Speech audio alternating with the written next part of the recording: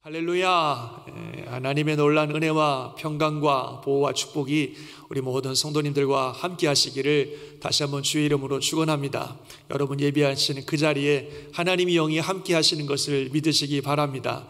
주님의 은혜 가운데 축복된 귀한 아침 될 줄 믿습니다.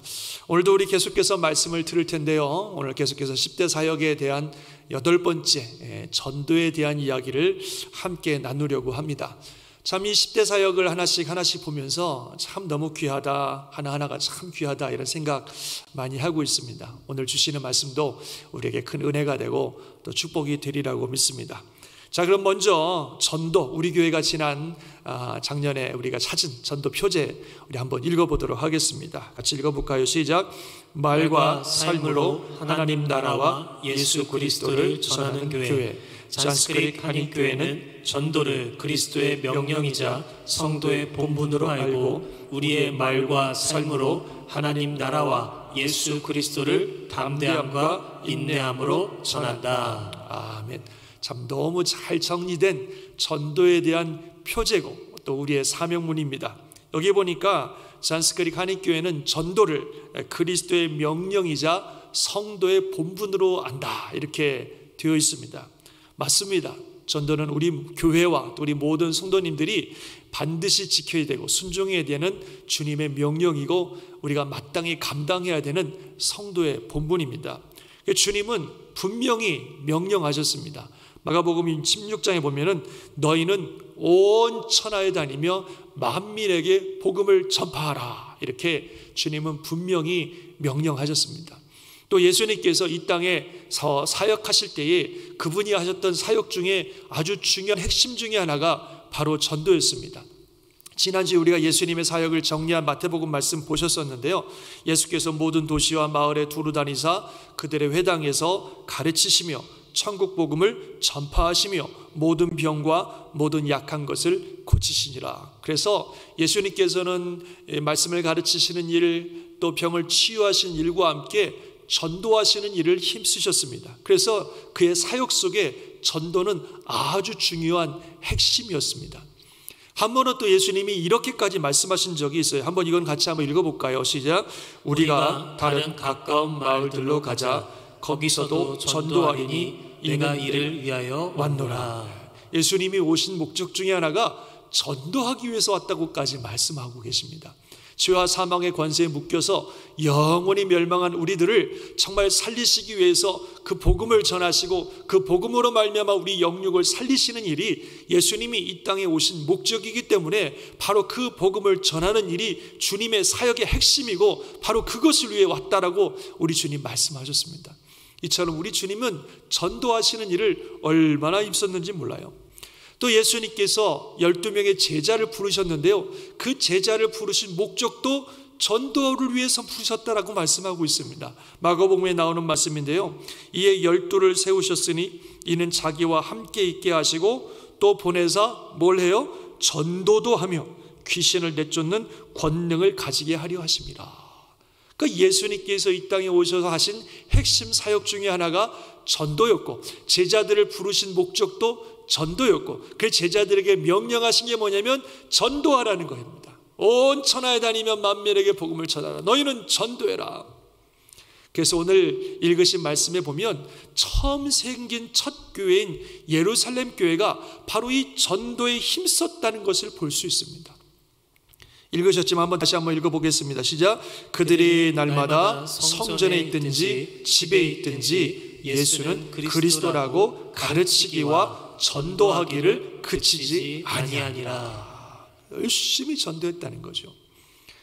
바울 사도는요, 심지어 이 복음 전하는 일을 할 때에 빚진 자의 심정으로 복음을 전한다고까지 이야기를 했습니다. 헬라인이나 야만인이나 지혜 있는 자나 어리석은 자에게 다 내가 빚진 자라.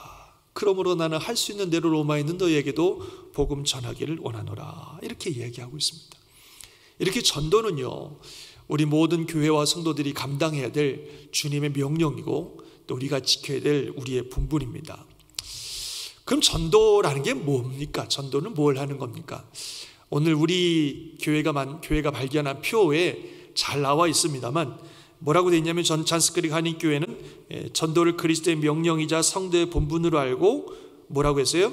우리의 말과 삶으로 하나님 나라와 예수 그리스도를 담대함과 인내함으로 전한다, 이렇게 되어 있어요. 그 전도는요, 우리의 말과 삶으로 하나님 나라와 예수 그리스도를 전하는 것입니다. 그게 전도입니다. 먼저 우리의 말로 전하는 거예요. 우리의 입으로 하나님에 대해서, 하나님의 나라 천국과 지옥에 대해서, 예수님에 대해서, 그분의 구세주 되심에 대해서 사람들에게 말로 이야기하는 거예요. 말로 전해주는 겁니다. 그게 전도입니다.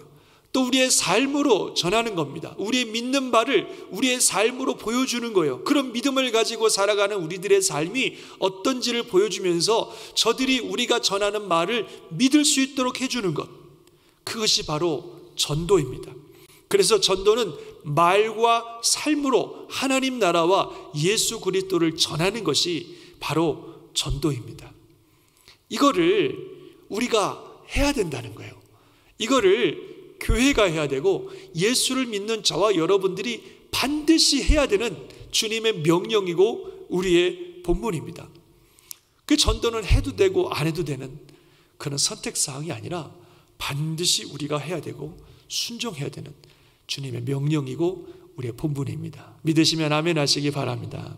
예. 그런데 솔직히 전도가 쉽지를 않습니다. 그래서 이렇게 가만히 보면 우리 믿는 성도들이 교회에서 신앙생활은 참 잘 하시는데 삶에서 전도는 잘 안 하고 또 잘 못하는 것 같아요. 교회 와서 예배드리고 성경 공부하고 교제하고 봉사하고 이런 것들은 참 잘 하는데 실제적으로 밖에 나가서 삶 속에서 하나님에 대해서, 예수님에 대해서 말로 전하고 삶으로 보여주는 이런 전도는 참 잘 안 되는 것 같습니다. 왜 그럴까요? 그 이유를 생각해 보니까 제 생각에는 크게 두 가지 이유 때문에 그렇지 않은가, 이런 생각이 듭니다. 첫 번째 이유는 뭐 때문이나 생각해 봤더니 불편하기 때문에 그래요. 서로 불편하기 때문에. 전도하면 듣는 사람도 불편하고 전하는 사람도 불편하고 서로 불편하기 때문에 그렇습니다. 그래서 우리 자신이 그냥 신앙생활 해나가는 거는 별 문제가 없는데 우리가 이렇게 주변 사람들에게 예수님에 대해서 말하고 그들을 예수님을 믿게 하려다 보면 참 그분들도 불편해지고 우리도 불편해진단 말이죠. 그래서 잘 안 하는 것 같아요. 사실 성경에도 보면은 예수님의 복음이 전해질 때 사람들의 반응이 크게 두 가지더라고요. 하나는 복음에 대해서 거부하는 적대감, 또 하나는 복음을 우습게 여기는 조롱, 이 두 가지의 반응을 보이는 것을 성경에 볼 수 있습니다. 고린도전서 1장에 보면 이런 말씀이 있어요. 우리가 십자가에 못 박힌 그리스도를 전하니 유대인에게는 거리끼는 것이고 이방인에게는 미련한 것이로되 오직 부르심을 받은 자들에게는 유대인이나 헬라인이나 그리스도는 하나님의 능력이고 하나님의 지혜니라, 이렇게 얘기하고 있어요. 예수님에 대해서 전하는 게 당시 유대 사람들에게는 거리끼는 거예요. 불편한 거예요. 그렇겠죠. 자기들이 신성 모독이라고 하는 죄로 예수를 죽였는데 그 예수가 다시 살아났고 하나님의 아들이고 온 세상의 메시아라고 전하니까 얼마나 불편하겠어요. 얼마나 듣기가 싫겠어요. 얼마나 거부감이 들겠어요. 그래서 아주 적대적인 반응들을 보이는 겁니다. 반면에 또 이방인들, 이 사람들은 이 복음이 좀 우스운 거예요. 특별히 바울이 당시에 그 지식의 아주 그 총체라고 할 수 있는 지식의 그 중심이라고 할 수 있는 아테네에 가서 복음을 전했더니 사람들의 반응이 조롱하는 거예요. 우습다는 거죠. 뭐 그런 게 다 있냐, 이런 식입니다.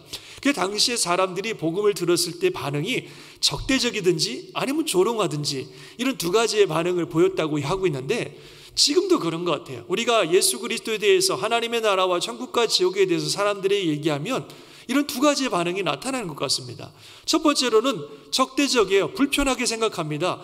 당신들이나 잘 믿지 뭘 우리 보고 자꾸 믿으라고 그러냐고, 그런 얘기하면 불편하니까 얘기하지 말라고, 나한테 자꾸 얘기하지 말라고 그렇게 불편하게 생각하고 어떤 사람 막 대놓고 욕까지도 하잖아요. 그래서 복음에 대해서 아주 적대적이고 거부감을 느낍니다.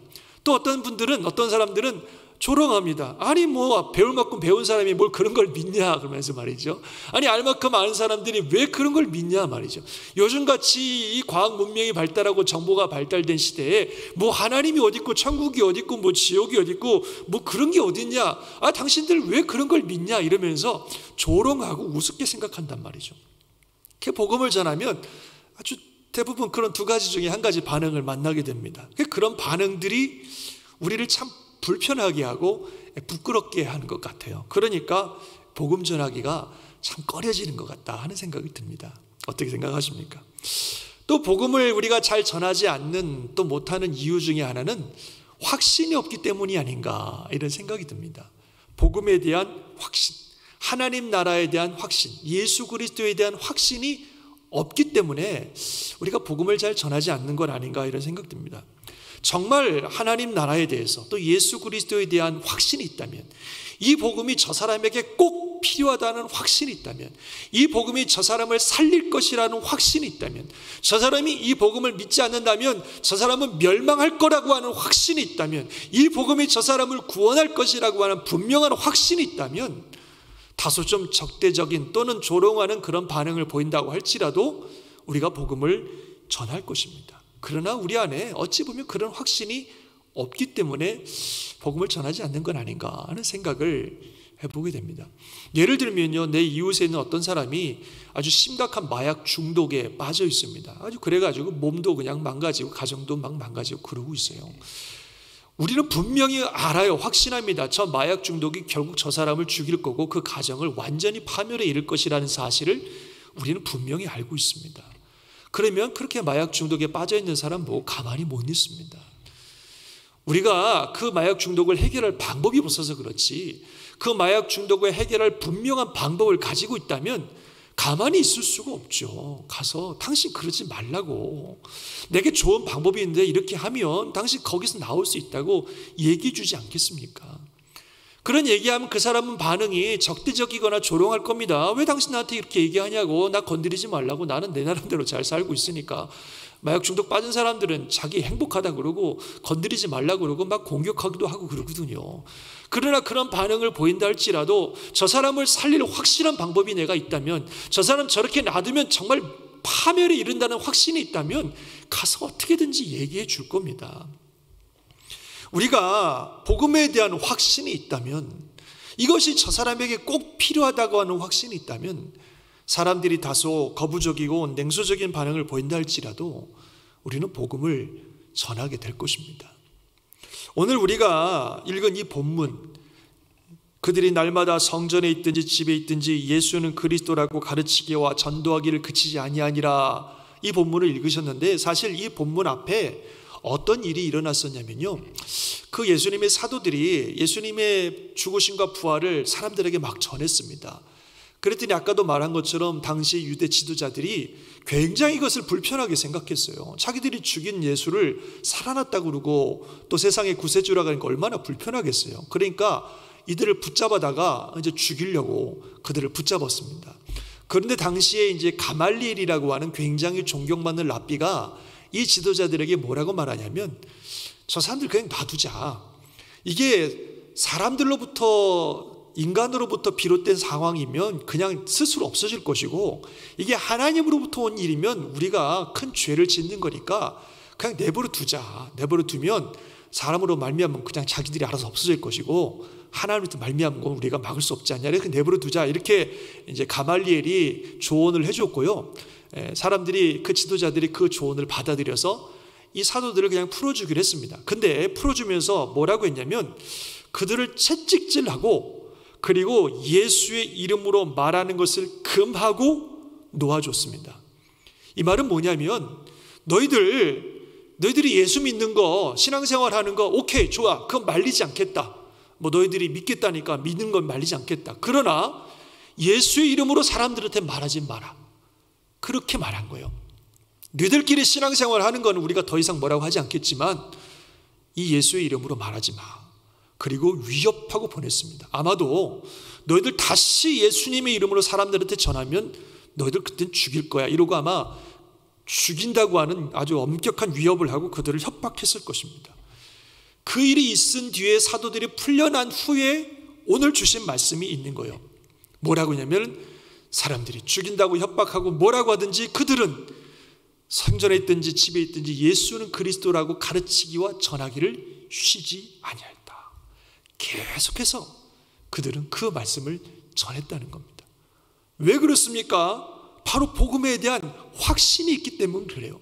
누가 뭐라 그러든지 그들 안에는 복음에 대한 확신이 있었습니다. 사실 그들이 그 유대 지도자들에게 붙잡혔을 때에 다시는 예수 이름으로 전도하지 말라고 위협했을 때 그들은 이렇게 얘기했습니다. 뭐라고 얘기했냐면 사람보다 하나님께 순종하는 것이 마땅하니라.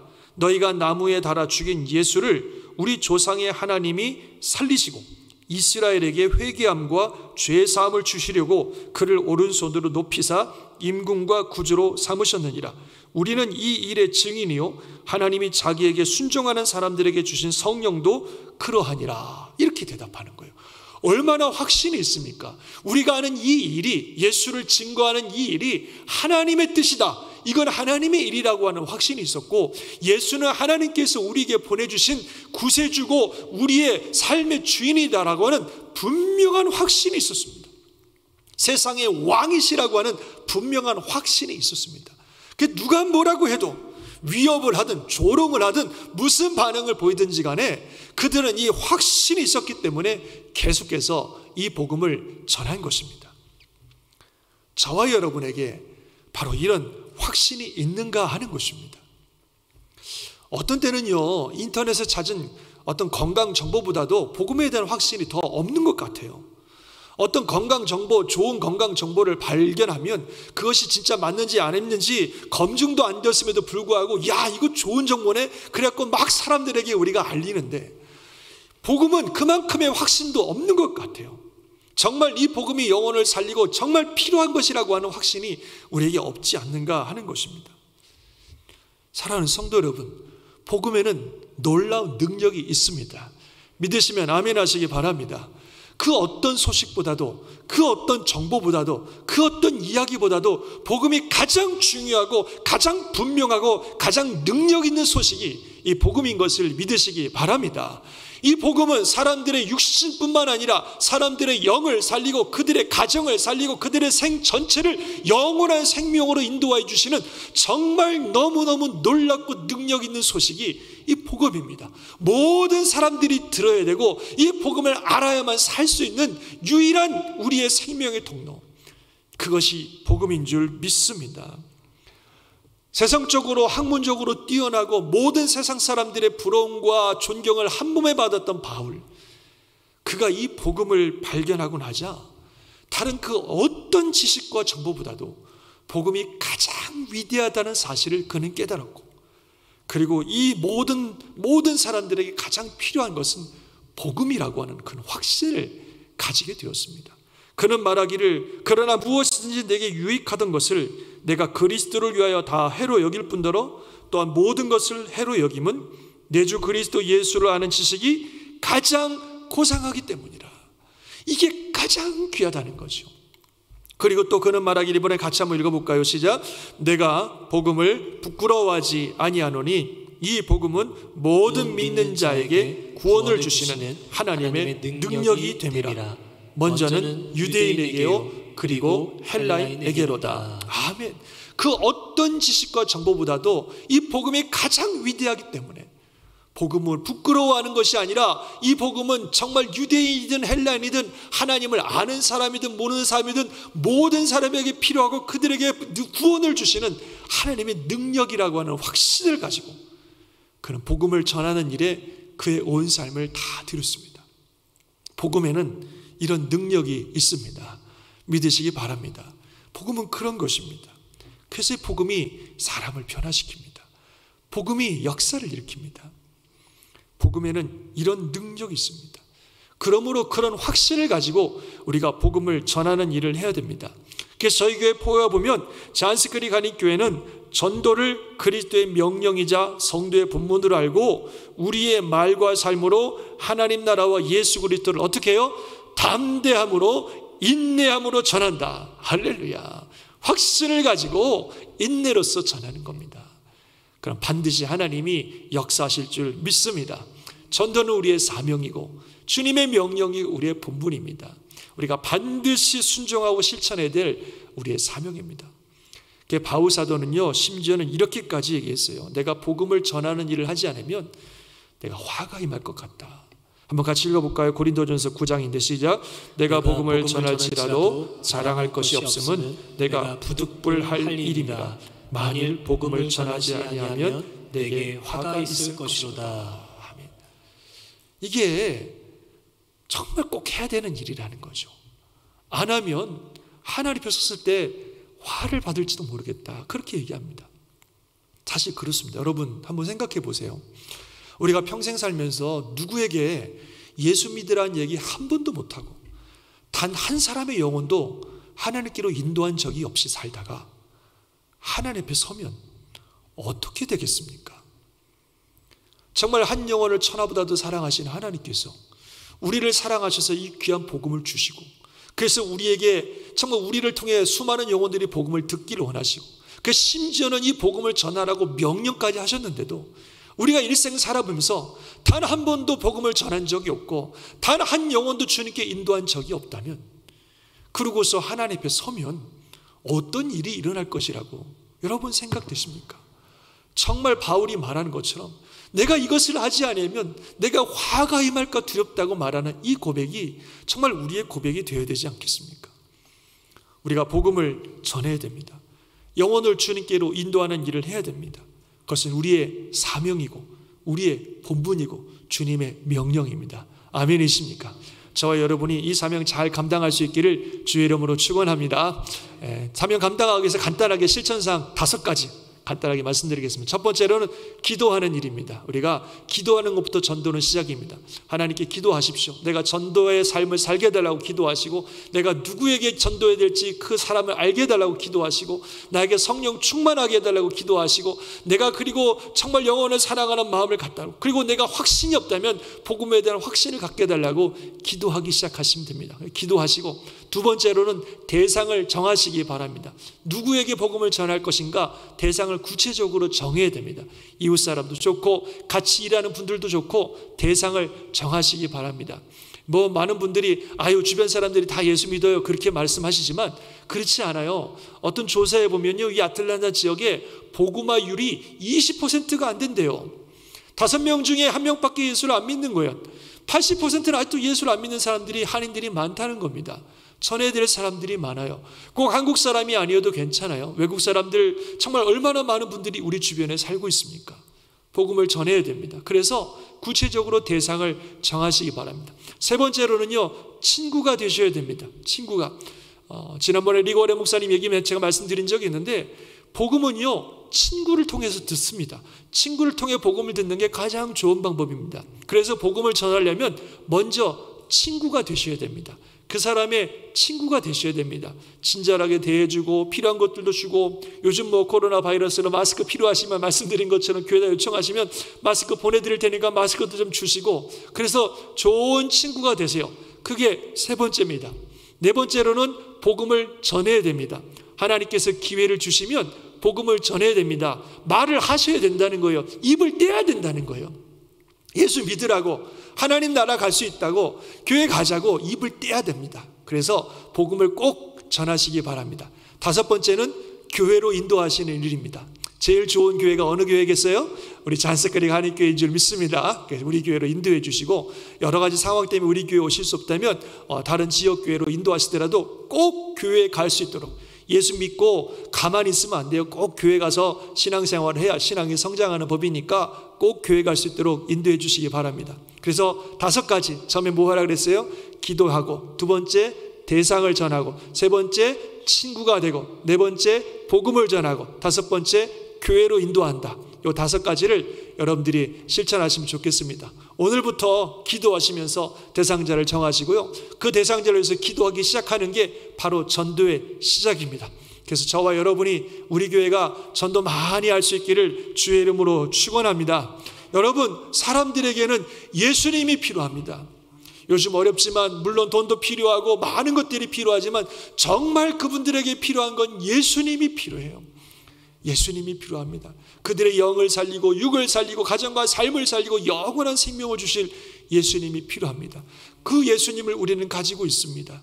그 예수님을 전해야 됩니다. 전해야 하는 것이 우리의 사명이고 본분입니다.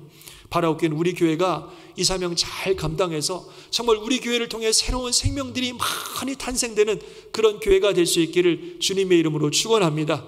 우리가 함께 기도하면서 이 일을 감당해서 하나님을 참으로 기쁘시게 하고 주의 나라 확장하고 우리가 하나님 앞에 섰을 때에 정말 잘했다고 칭찬받는 저와 여러분이 될 수 있기를 주의 이름으로 축원합니다.